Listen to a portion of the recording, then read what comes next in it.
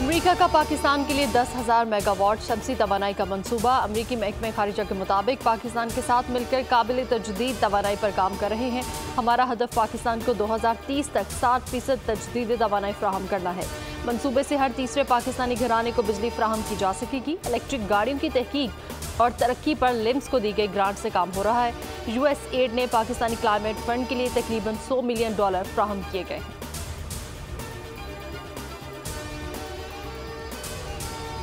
पाकिस्तानी खित्ते में सबसे अहम शराकतदारों में से एक है। अमेरिकी महकमे खारजा के नायब तर्जुमान विंदात पटेल ने कहा है कि पाकिस्तान के साथ सिक्योरिटी और तजारत के शोबे में खास शराकतदारी है।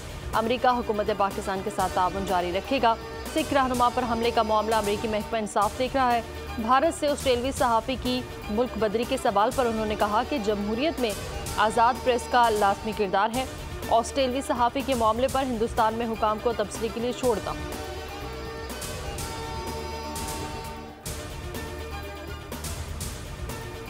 वज़ीर-ए-आज़म शहबाज शरीफ की ज़ेर सदारत वफाकी काबीना का इजलास आज होगा। इजलास में अहम एजेंडा आइटम्स की मंजूरी दी जाएगी। मुल्क में अमन अमान और हालिया सूरत हाल पर गौर किया जाएगा।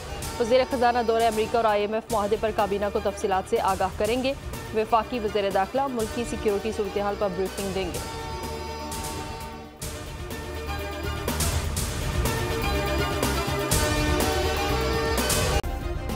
सब्सक्राइब करें और बेल दबाएं ताकि कोई खबर रह न जाए।